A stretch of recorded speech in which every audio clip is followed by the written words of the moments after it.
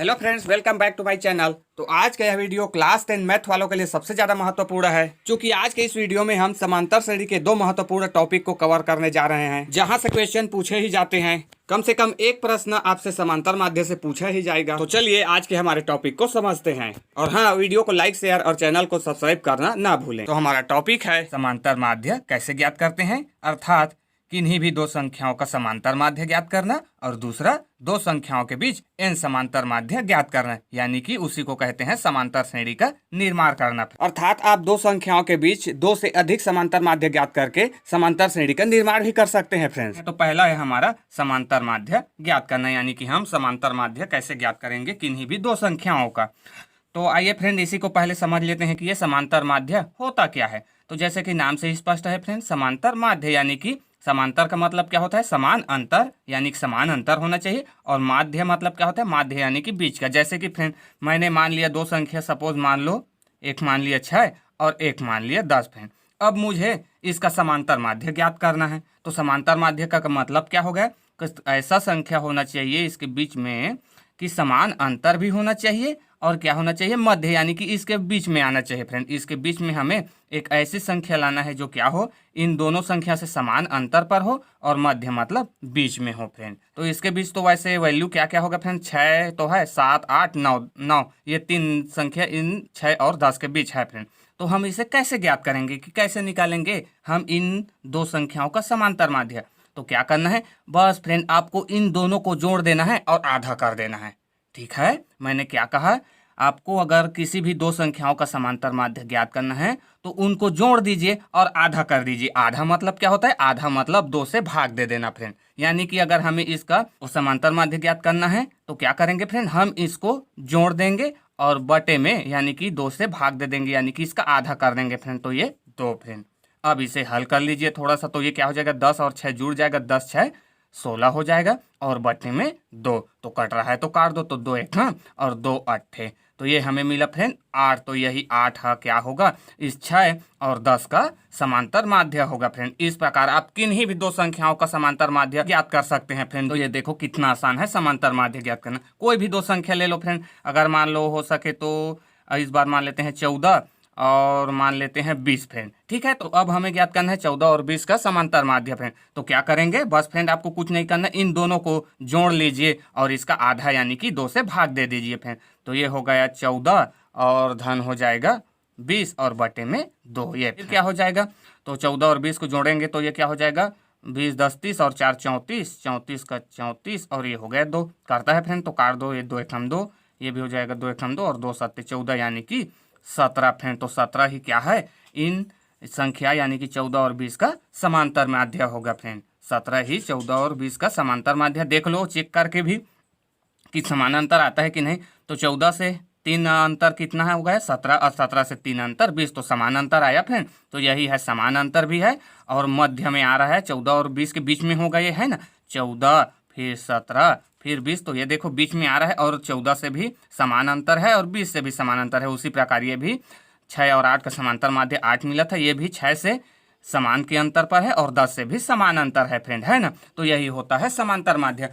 तो ये तो हो गया फ्रेंड, आप कॉन्सेप्ट से ही डायरेक्टली इसी तरीके से सेकंडों में इसका हल कर सकते हैं, किसी भी दो संख्याओं का समांतर माध्य ज्ञात कर सकते हैं, है ना फ्रेंड। तो आइए अब फ्रेंड मैं इसका गणितीय रूप बताता हूँ, चूंकि कभी कभी इसका गणितीय रूप भी क्वेश्चन में पूछ देता है 1 नंबर में। और ये तो अगर सूत्र को नहीं पूछेगा फ्रेंड तो यहाँ से आपका समांतर माध्य 1 नंबर में आएगा ही आएगा, और ये तो बहुत आसान है ना। ये आपका क्या हो गया, ये आपका बोनस अंक मिल गया, समझो फ्रेंड, आपको 1 नंबर मिल गया। आपको एक क्वेश्चन देखने को ही मिलेगा इस तरीके से समांतर माध्य ज्ञात करना, या इसका सूत्र। तो आइए फ्रेंड आप सूत्र यहीं से बना लेंगे फ्रेंड समांतर माध्य का। देखिए, तो हम लोग गणित में क्या करते हैं फ्रेंड, जो भी संख्या दिया रहता है उसे हम कुछ मान लेते हैं फ्रेंड, ठीक है ना। तो मैंने क्या मान लिया, पहले संख्या को मैंने मान लिया फ्रेंड ए। देखो ध्यान से देखो ना, आप भी इसी तरीके से किसी भी गणित का सूत्र बनाना सीख जाएंगे फ्रेंड। तो ये हो गया 6, यानी कि कोई भी प्रथम संख्या है फ्रेंड, तो मैंने मान लिया उसे ए, ठीक है ना। हम संख्याओं को ए बी सी में दर्शाते हैं, तो मैंने पहले संख्या को ए से दर्शा दिया और दूसरे संख्या को बी से दर्शा दिया फ्रेंड, है ना। मैंने पहले संख्या को ए मान लिया और दूसरे संख्या को बी। उसी प्रकार इसमें भी हम मान लेते हैं ये पहला संख्या है मेरा ए और ये है मेरा दूसरा संख्या बी फ्रेंड। तो हम क्या कर रहे हैं, तो हम इन्हीं दोनों को जोड़ के आधा कर रहे हैं फ्रेंड, यानी कि 2 से भाग रहे हैं। तो बस आपका सूत्र तो बन गया फ्रेंड। क्या हो जाएगा, इन दोनों को जोड़ रहे हैं तो ए, अगर 6 को ए मान लिए तो ये ए हो जाएगा, प्लस है प्लस हो जाएगा फ्रेंड, चूंकि जोड़ तो रहे हैं दोनों संख्याओं को, और प्लस 10 को बी माने हैं तो ये बी हो जाएगा फ्रेंड, और 2 से भाग दे रहे हैं तो ये हो जाएगा 2। और यही क्या है, यही तो हमारा समांतर माध्य देता है। देखो 6 और 10 को जोड़े थे तो क्या मिला था हमें, समांतर माध्य 8 मिला था, तो 8 समांतर माध्य था, है ना। उसी प्रकार इसमें 17 समांतर माध्य का था। तो ये हम लोगों ने ऐसा ही किया है। तो क्या करेंगे फ्रेंड, यहाँ पे लिख देंगे समांतर माध्य फ्रेंड। तो यही हो जाएगा समांतर माध्यिका का सूत्र। क्या हो गया, समांतर माध्य बराबर a प्लस बी बटे 2, और ये a प्लस बी क्या है, यही तो वो दो संख्या हैं जिसका हमें समांतर माध्य ज्ञात करना है फ्रेंड। तो ये देखो फ्रेंड, अब आप ही बना सकते हैं। इसी सूत्र को याद रखने या रटने की तो कोई जरूरत ही नहीं है ना। अब क्या करते हैं फ्रेंड, अब आप कोई भी दो संख्या ले लीजिए और इसी में रखते जाइए। जैसे मैंने a बराबर अब अगर मान लो 14 और b बराबर मान लो 20, तो बस फ्रेंड इसी में रख दो। 14 20 इसी तरीके से आ जाएगा, और 2 से भाग दे दो, आ जाएगा 17। इसी प्रकार अगर और कुछ सोचना चाहते हो, चलो मान लेते हैं a बराबर है मेरा 2 और b बराबर है मेरा 22 फ्रेंड, ठीक है। b बराबर है 22। अब इसी को क्या करते हैं, इसी में रख देते हैं फ्रेंड। तो a है 2 तो ये 2 हो जाएगा, प्लस b है 22 तो ये हो जाएगा 22 बटे में।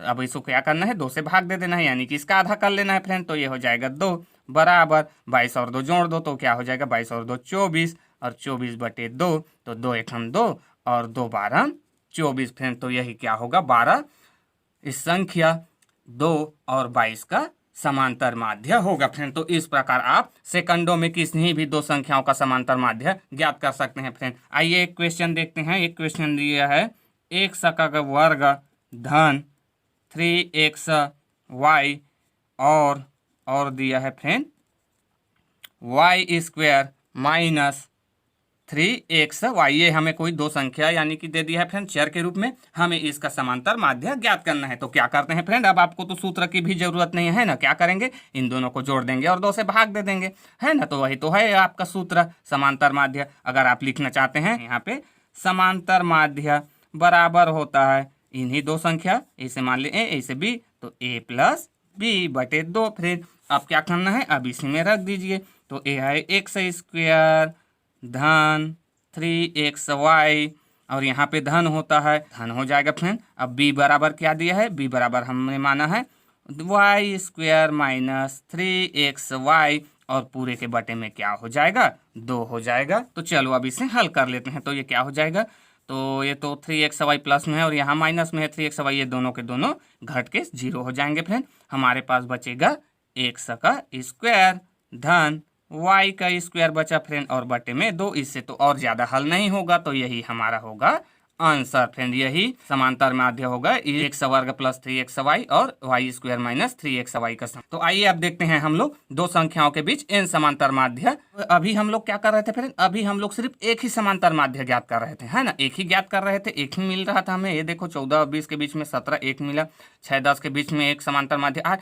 अब हमें क्या करना है फ्रेंड, अब हमें इसी तरीके से एक नहीं 2 3 4 जितना चाहे उतना आप इसके बीच के पद को ज्ञात कर सकते हैं फ्रेंड। और क्या हो जाएगा, इन्हीं को जब आप रखोगे तो वो समांतर श्रेणी बन जाएगा। यानी कि इसीलिए इसे कहते हैं कि n समांतर माध्य ज्ञात कर रहे हैं। इसका मतलब क्या हुआ, आप समांतर श्रेणी का निर्माण कर रहे हैं फ्रेंड। यानी कि अब एक समांतर माध्य ज्ञात न करके अब आप 2 3 उसी प्रकार 4 या जितना भी कहे फ्रेंड उतना भी आप समांतर माध्य ज्ञात कर सकते हैं फ्रेंड। इसी को बोल देते हैं फ्रेंड n। अब n की जगह आप कुछ भी रखो, 5 पद ज्ञात करना है, यानी कि 5 समांतर माध्य, 5 हो जाएगा। n की जगह 10 करेंगे तो 10 हो जाएगा, 10 समांतर माध्य ज्ञात कीजिए।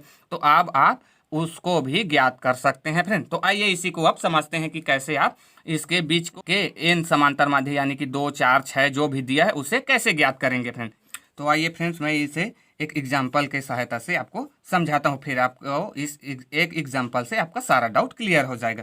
तो हमारा एग्जाम्पल है -4 और 10 के बीच 6 समांतर माध्य ज्ञात कर समांतर श्रेणी बनाई। यानी कि फ्रेंड हमें -4 और 10 के बीच 6 समांतर माध्य ज्ञात करना है और उसी के थ्रू क्या करना है, हमें समांतर श्रेणी बनाना है। यानी कि फ्रेंड पहले आपको क्या दिया, पहले आपको क्या कहा जाता था, 3 7 और ये 10, इसी प्रकार ये जाता रहेगा। तो आपको इसमें nवां पद ज्ञात करने के लिए बोलता था फ्रेंड।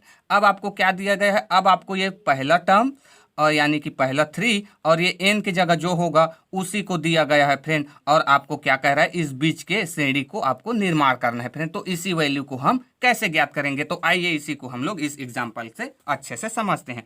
तो हम क्या करते हैं फ्रेंड, जो हमें नहीं मालूम होता है गणित में उसे हम मान लेते हैं फ्रेंड। तो बस आप ध्यान से देखते जाइए फ्रेंड। तो मुझे क्या ज्ञात करना है, -4 और 10 के बीच 6 समांतर माध्य ज्ञात करना है फ्रेंड। तो मैं क्या करता हूँ उसे, चूंकि वो मुझे नहीं मालूम तो ये मेरा हो जाएगा -4।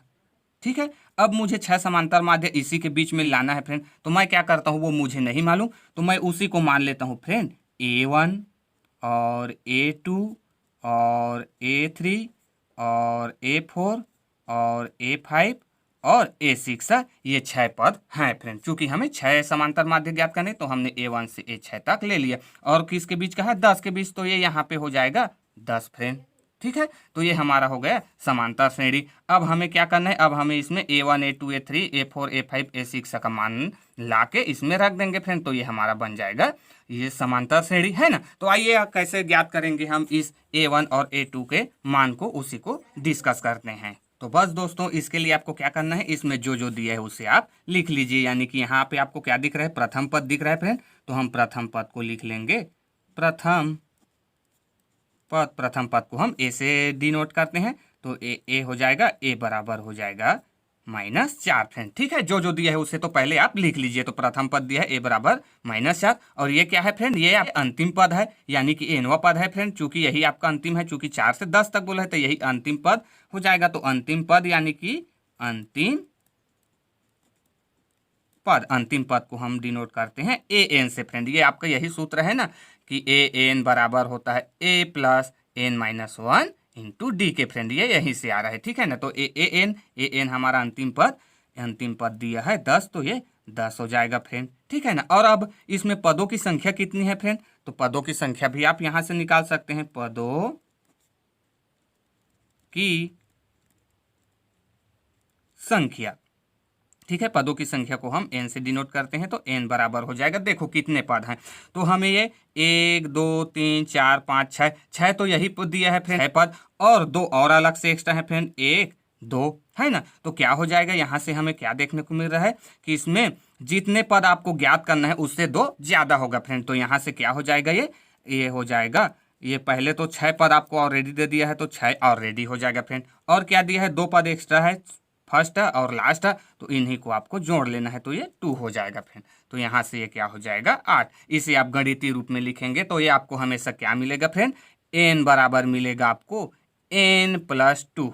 ठीक है ना। कैसे मिलेगा, देखो इसी से देखो, चूंकि हमें यहाँ पे n की जगह 6 समांतर माध्य ज्ञात करने के लिए बोला है फ्रेंड, है ना। n की जगह 6 समांतर माध्य बोला है, तो ये हो जाएगा यहाँ पे 6। और फिर 2 पद तो एक्स्ट्रा ही देखने को मिलेगा, इन्हीं दोनों के बीच ज्ञात करना है तो उसे जोड़ लेना है फ्रेंड। तो ये हो जाएगा पदों की संख्या। आप कोई भी समांतर श्रेणी ले लो ना, जिसमें अगर आपको इसी के अनुसार कोई और अदर समांतर श्रेणी में 6 की जगह बोल के क्या बोल दिया जाए कि आपको 8 पद ज्ञात कीजिए दिया जाए, तो क्या करना है आपको, तो उसमें पदों की संख्या क्या हो जाएगी, n बराबर n हो जाएगी +2 उसी में भी हो जाएगी फ्रेंड। तो आपको क्या करना है, n जगह 8 पदों का समांतर माध्य ज्ञात करना है, तो n की जगह हो जाएगा 8। और ये 2 पद एक्स्ट्रा है ना, शुरू और लास्ट में आपको हर में ही मिलेगा, तो ये 2 एक्स्ट्रा होकर जुड़ जाएगा और कितने पद हो जाएंगे, 10 फ्रेंड। तो बस आपको इसमें याद यही रखना है कि इसमें 2 तो आपको ऑलरेडी दिया रहेगा फ्रेंड, इन दोनों को मिला के, और ये n पद तो आपको समांतर माध्य ज्ञात करने के लिए दे दिया है, तो इनमें 2 पद और जोड़ दोगे तो ये 2 एक्स्ट्रा और ये n+2 हो गया फ्रेंड। तो ये हो गया इसी का गणितीय रूप, पदों की संख्या। तो इनमें क्या होता है, पदों की संख्या 2 ज्यादा होती है फ्रेंड, है ना। समांतर माध्य ज्ञात करना है तो उसमें समांतर माध्य में 2 पद ज्यादा होते हैं, यानी कि n बराबर हो जाएगा n+2 फ्रेंड। तो आइए, ये तो हो गया आपका पदों की संख्या, तो ये हमें इतना मिल गया फ्रेंड। अब हमें इसमें क्या देखने को मिल रहा है, तो इसमें हमें सिर्फ d यानी कि सर्वांतर नहीं दिया है फ्रेंड, है ना। d सर्वांतर का मान नहीं दिया है, तो क्या बात है, हमें ये 3 चीज दे दिया है, हम सर्वांतर निकाल लेंगे फ्रेंड, है ना। चूंकि इसी सूत्र से तो निकलता है हमारा सूत्र। इसके बारे में मैंने फ्रेंड इसके बारे में विस्तार से पार्ट 1 में समझा दिया है फ्रेंड। पार्ट 1 पार्ट 2 आप लोग जरूर देखना, इसे भी आपको याद करने या रटने की जरूरत नहीं है, सिंपल से कॉन्सेप्ट से शब्दों में ही आप इसे भी याद रखेंगे फ्रेंड, ठीक है ना। तो आइए ये तो हो गया पदों की संख्या। हमें इसमें कितना देखो मिलेगी, पदों की संख्या इसमें हमेशा दो ज्यादा होगी फ्रेंड। हमेशा ना आप कोई भी दो समांतर श्रेणी ले लो और उसमें जितना समांतर माध्य ज्ञात करने के लिए कहा जाएगा उससे दो ज्यादा पद होंगे फ्रेंड, है ना। तो आइए अब हम लोग, ये हमें प्रथम पद, अंतिम पद और पदों की संख्या दे दिया है, यहाँ से हम लोग सर्वांतर डी निकालते हैं फ्रेंड, ठीक है। तो दोस्तों सर्वांतर ज्ञात करने के लिए हम एनवा पद में इन सभी के मान जो दिया है उसे रख देते हैं। तो एनवा पद होता है फ्रेंड ए एन बराबर A plus N minus one into D. तो आइए इसमें जो जो दिया है उसे रख देते हैं। तो ए एन का मान है 10, तो ये 10 हो जाएगा फ्रेंड, बराबर यही अंतिम पद है, यानी कि ए एन हमारा 10 है, ये हमने 10 ले। ए बराबर हमारा प्रथम पद क्या है -4, तो ये -4 हो जाएगा, प्लस प्लस अब ये N minus one into D. तो डी का तो हमें वैल्यू ही निकालना है फ्रेंड, है ना। तो एन बराबर क्या है, एन बराबर है 8। आप चाहे तो डायरेक्टली 8 रखिए फ्रेंड, या एन की जगह आप इस तरीके से गणितीय रूप को भी रख सकते हैं, n+2 भी रख सकते हैं, है ना। तो दोनों रख सकते हो, चूंकि यही तो है 6 + 2 8 मिला है, यही तो है n बराबर n+2 फ्रेंड। चलो इसे ही रख के बताता हूँ फ्रेंड आपको गणितीय रूप को। तो यहाँ से n बराबर हमें क्या मिला है, n+2 पद होंगे फ्रेंड उसमें। ये n पदों की संख्या है, तो इसमें हमें पदों की संख्या 2 पद ज्यादा होती है, तो क्या हो जाएगा n का मान n+2 और ये -1 इंटू डी फ्रेंड। आइए इसे थोड़ा सा हल कर लेते हैं। तो ये हो जाएगा 10 बराबर -4 प्लस ये क्या हो जाएगा, ये +2 है, ये -1 है, तो ये घट जाएगा, तो ये हो जाएगा n+1 बचेगा फ्रेंड और इंटू डी, ठीक है। तो अब क्या करते हैं, अब इसे बारी बारी से पक्षांतर, चूंकि हमें डी का वैल्यू तो निकालना है, तो डी को रहने देते हैं, बाकी सभी को पक्षांतर कर देते हैं फ्रेंड, ठीक है ना। तो ये 10 है, 10 को रहने दो, इस -4 को पक्षांतर कर देते हैं, तो ये माइनस में है, इधर आके +4 हो जाएगा, बराबर इधर क्या है n+1 है। तो n+1 दिया है फ्रेंड, तो हम यहाँ पे क्या करते हैं, n+ तो हमारा यही है, तो हम इसे डायरेक्टली वैल्यू रख देते हैं। चलो इसे एक बार और ऐसे ही रहने दो, तो ये हो गया n+1 इंटू डी। अब क्या करते हैं फ्रेंड, n बराबर हमें क्या मिला है, देखो n बराबर 6 तो हमें ज्ञात करने के लिए कहा गया था, उसमें 2 पद और थे, तो 6 और 2 8 हो गए, तो हम इसी n की जगह रख देंगे। चलो रख देते हैं, तो ये 10 4 14 जुड़ जाएगा दोनों, तो 10 4 14 हो जाएगा, बराबर ये n की जगह क्या दिया है, 8 दिया है, तो ये हो जाएगा 8 और ये हो जाएगा +1 और ये हो जाएगा कोष्टक में d। अरे ये 6 होगा ना, 6 होगा ना फ्रेंड, क्योंकि हमने यहाँ पे n बराबर 6 दिया है और 2 को तो ऑलरेडी हमने सूत्र वाले जोड़ दिया था फ्रेंड, तो हमें यहाँ पे जोड़ने की जरूरत नहीं। अगर आप यहाँ पे जोड़ रहे हैं फ्रेंड, तो आपको सिर्फ n बराबर इतना रखना पड़ेगा, है ना, ठीक है। और अगर आपने इस तरीके से सूत्र को रख रहे हो, तो डायरेक्टली जितना पद आपको दिया है 6 8 उसी को ही बस रखना है फ्रेंड, ठीक है। या तो आप यहाँ पे जोड़ लीजिए या फिर आप सूत्र को रख लीजिए, दोनों में से कोई एक को, ठीक है। तो यहाँ से ये हो जाएगा 6 और फिर क्या हो जाएगा +1, चूंकि हमारा n कितने पद का माध्य ज्ञात करने के लिए बोला 6, तो ये 6 हो जाएगा। और अगर आप चाहते हैं तो आप डायरेक्टली इसे यहीं पे जोड़ के आप इसमें डायरेक्टली रख सकते हैं फ्रेंड, ठीक है ना। आपको n+2 रखने की जरूरत नहीं है, आप डायरेक्टली इसे जोड़ चुके हो 8, तो आप डायरेक्टली आप 8 यहाँ से ही रख सकते हैं। देखो यहाँ से क्या हो जाएगा, n+2 की जगह हम न रख के -4 हो जाएगा और ये प्लस, और यहाँ पे क्या हो जाएगा, तो n की जगह हमने जोड़ दिया है फ्रेंड 8, तो ये 8 हो जाएगा -1 इंटू डी, तो इसके बराबर हो जाएगा -4 और प्लस ये हो जाएगा 7 इंटू डी फ्रेंड, ठीक है ना। तो हमने यहाँ पे कंफ्यूजन नहीं होना है फ्रेंड, तो यहाँ पे हमने सूत्र को रखा था, तो सूत्र में हम n का मान जितना दिया है उसी को ही रखेंगे, 6 दिया है तो 6, ठीक है। अगर आप चाहें तो डायरेक्टली जोड़ के भी रख सकते हैं, ये हमारा डायरेक्टली जोड़े हैं तब इतना है, और n+2 रखे हैं तो इस प्रकार फ्रेंड, ठीक है। तो यहाँ से ये क्या हो जाएगा, देखो तो यहाँ से हो जाएगा 14 बराबर ये 6 है और एक 7 जुड़ जाएगा, तो 7 और ये डी का गुणा हो तो ये डी फ्रेंड, यहीं से अब हल कर लो। अब क्या, डी का तो वैल्यू चाहिए, तो डी को रहने दो, 7 को पक्षांतर कर दो, तो ये है 14, डी गुणा में है, पक्षांतर होगा तो ये आ जाएगा 7 फ्रेंड, ठीक है। अब काट दो, इसे करता है तो 7 एकम और 7 दूने फ्रेंड, तो ये कट गया, यानी कि हमें मिला डी बराबर 2 फ्रेंड। तो क्या होगा, उस श्रेणी में 2 का अंतर होगा फ्रेंड। तो डी का मान मिल गया और आपको ए का मान मिल गया फ्रेंड। तो बस आपको बारी बारी से क्या करना है, A1 A2 A3 का मान रख लेना है फ्रेंड। तो आइए उसे अब हम लोग कैसे रखेंगे। तो देखो फ्रेंड, यहाँ पे ये प्रथम पद है, ये द्वितीय पद है, ये तृतीय चतुर्थ 5 छठवां 7वां 8वां, है ना, 8 पद दिए हैं। तो अब हमें A1 का मान ज्ञात करना है फ्रेंड। तो हमें क्या मिल गया है, A मिल गया है, A-4 दिया है और D हमने निकाल लिया 2 फ्रेंड। तो बस आपको इसी तरीके से D निकाल लेना है। अब आप इसमें मान रखते जाइए। तो उसे हम लोग कैसे रखेंगे फ्रेंड? तो चूंकि आप जानते हो कि समांतर श्रेणी का मानक रूप क्या होता है, रूप होता है समांतर श्रेणी का फ्रेंड ए, फिर होता है ए प्लस डी, फिर होता है ए प्लस 2d, फिर ए प्लस 3d, और ये इसी तरीके से चलता चलता जाएगा, कहाँ तक जाएगा? a plus n-1 into D तक फ्रेंड। ठीक है, तो बस आपको इसी में अब ए का तो मान आपको पहले ही दिया गया था, डी का मान आपने निकाल लिया फ्रेंड, बस इसी में रखते जाइए, आपको हल देते जाएगा। तो बस फ्रेंड इसी से तुलना कीजिए। देखो पहला पद दिया है ए, तो ये हो जाएगा ए, क्या दिया है? -4, तो ये हो जाएगा -4 फ्रेंड। अब द्वितीय पद क्या है? a1, और इसमें क्या दिया है फ्रेंड? a प्लस डी है। तो हम क्या करेंगे, यहाँ से द्वितीय पद निकालने के लिए a1 बराबर हो जाएगा, इसमें क्या है? द्वितीय पद a प्लस डी है, तो ये हो जाएगा a प्लस डी फ्रेंड। ठीक है, तो यहाँ से आपका जो भी a और d का मान लाए हो उसे रख दो। तो a का मान है -4, तो ये -4 हो जाएगा, और d का मान है +2, तो ये +2 हो जाएगा। घटता है, घटा दो, तो क्या हो जाएगा? -4 में से +2 घटाएंगे तो -2 आएगा फ्रेंड। तो यही होगा, a1 की जगह क्या आ जाएगा फ्रेंड?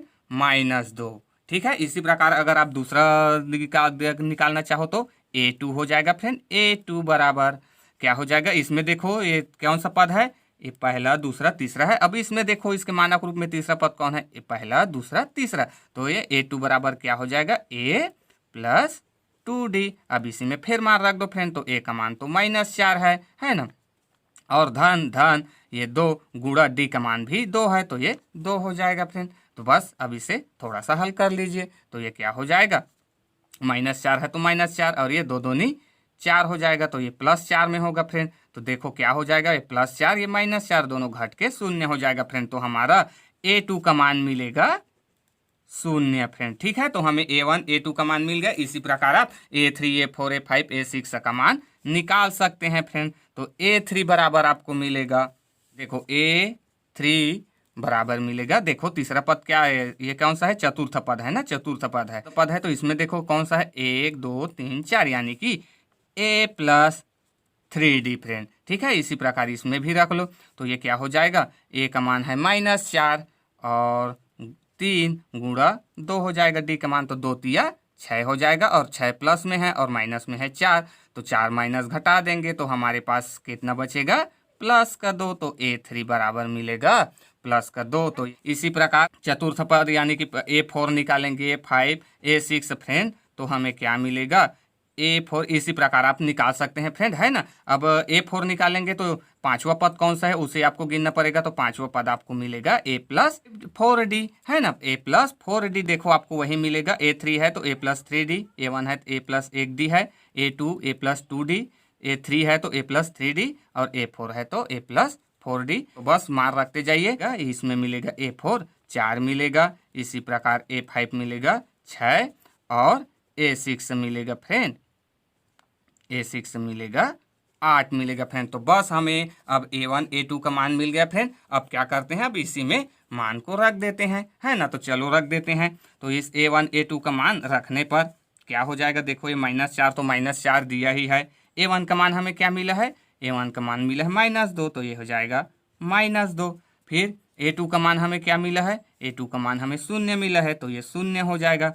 फिर a3 का मान क्या मिला है? a3 का मान हमें 2 मिला है, तो ये 2 हो जाएगा। फिर a4 का मान क्या मिला है? 4 मिला है, तो ये 4 हो जाएगा। a5 का 6 मिला है तो 6, और a6 का 8 मिला है तो 8, और ये तो 10 आपका दिया ही है। तो ये देखो फ्रेंड, आपने समांतर श्रेणी बना लिया फ्रेंड। तो अब आप किन्हीं भी दो संख्या दे दिया जाए फ्रेंड, तो उसका समांतर माध्य ज्ञात कर सकते हैं, और n समांतर माध्य ज्ञात करके समांतर श्रेणी भी इसी तरीके से बना सकते हैं फ्रेंड। ठीक है ना। तो ये होता है इसका स्टैंडर्ड रूप है। इसी में आपको a1 a2 जो भी दिया है उसी के अकॉर्डिंग ये कौन सा पद है फ्रेंड, उसी के अकॉर्डिंग देख लो, और उसी के अनुसार बारी बारी से मान निकालते जाओ फ्रेंड, और उसी को अपने समांतर श्रेणी जो पहले ये इस तरीके से माने थे इसी में रख दो फ्रेंड, तो आपका समांतर श्रेणी आ जाएगा, और यही हमारा आंसर हो जाएगा, और यही हमारा हल हो जाएगा फ्रेंड। सो वीडियो अगर अच्छा लगा हो तो वीडियो को लाइक करें फ्रेंड, और अपने दोस्तों में भी शेयर करें, और इसी तरीके से एक नए मेथड से गणित सीखने के लिए शिक्षा अकेडमी को जरूर ज्वाइन करें फ्रेंड।